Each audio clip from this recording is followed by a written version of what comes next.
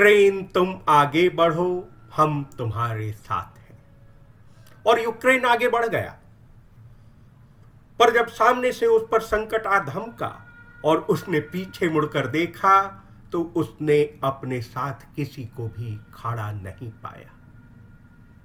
हम सब कभी न कभी इन स्थितियों से गुजरे हैं, जिनके भरोसे हम कोई जोखिम उठाते हैं या जिनके दम पर हम दूसरे से दो दो हाथ करने को तैयार हो जाते हैं। जरूरत पड़ने पर वे हमारे साथ खड़े नजर नहीं आते, और तब हमारा अपना सामर्थ्य ही हमारे काम आता है।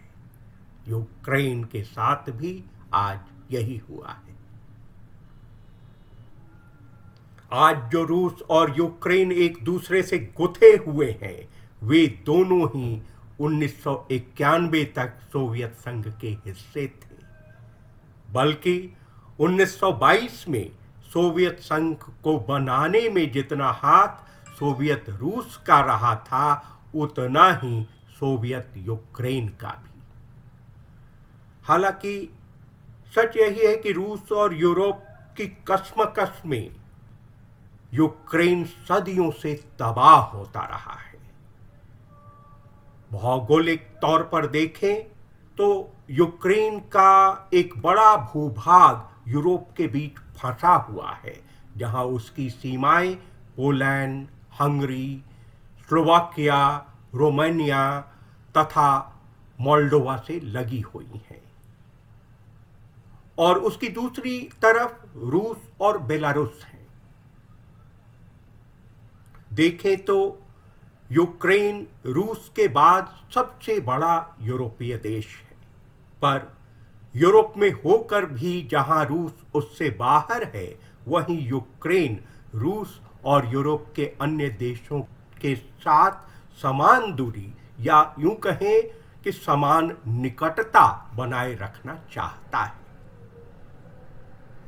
सोवियत संघ से अलग होने के बाद एक तरफ तो उसने रूस के साथ अपने सैन्य संबंध बनाए रखे, तो वहीं 1994 में नाटो के साथ भी दोस्ती कायम की। नाटो यानी नॉर्थ अटलांटिक ट्रीटी ऑर्गेनाइजेशन, यह नाटो के साथ उसकी नजदीकियां ही हैं जो रूस को फूटी आंख भी नहीं सुहाती।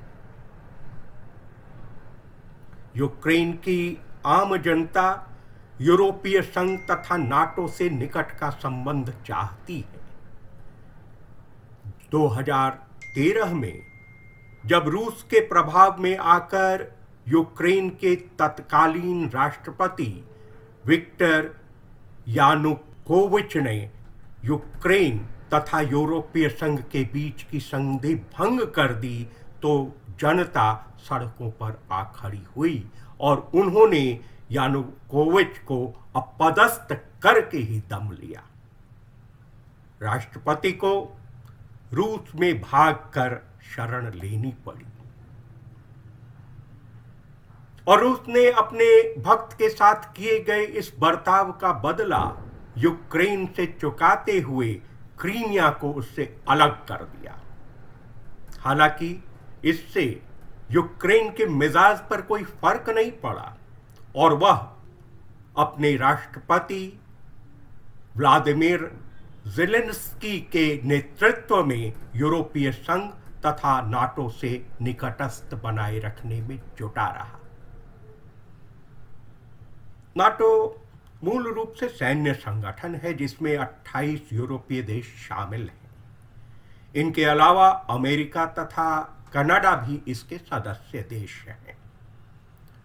द्वितीय विश्व युद्ध के बाद इसकी स्थापना हुई थी और इसका मकसद था रूस पर लगाम कसना, क्योंकि विश्व युद्ध के बाद रूस अमेरिका के साथ साथ दुनिया की बड़ी शक्ति बन चुका था और अमेरिका जहां यूरोप से दूर था, वहीं रूस यूरोप के साथ ही एशिया के बीच भी स्थित था।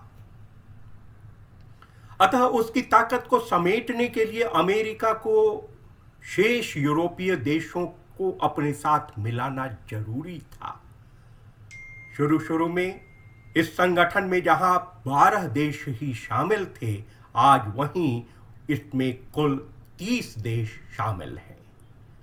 3 अन्य देश बोस्निया हर्जगोविना, जॉर्जिया और यूक्रेन इसमें शामिल होना चाहते हैं।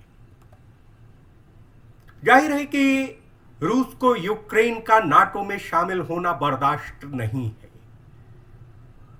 यह तो शायद कोई नहीं चाहेगा कि दुश्मन उसके दरवाजे पर घात लगाकर बैठ जाए। रूस ने नाटो से साफ शब्दों में कह रखा है कि वह यूक्रेन को अपने से अलग रखे और यह वायदा करे कि भविष्य में भी वह इस पर विचार नहीं करेगा। नाटो न केवल ऐसा करने से बचता रहा है, बल्कि वह यूक्रेन को अपने साथ मिलाने का आश्वासन भी उसे देता रहा है। उसके इसी आश्वासन के दम पर यूक्रेन ने हौसला दिखाया था, पर अब वह खुद को रूस के खिलाफ लड़ाई में अकेला पा रहा है।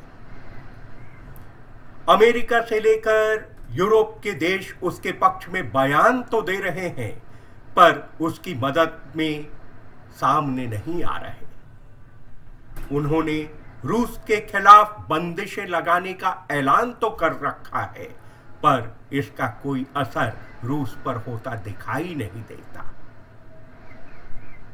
रूस के सैन्य हमले से निपटने के लिए राष्ट्रपति ज़ेलेंस्की विश्व भर के तथाकथित कद्दावर नेताओं से सैन्य मदद मांग रहे हैं, पर किसी ने उनकी बातों पर कान तक नहीं दिया है।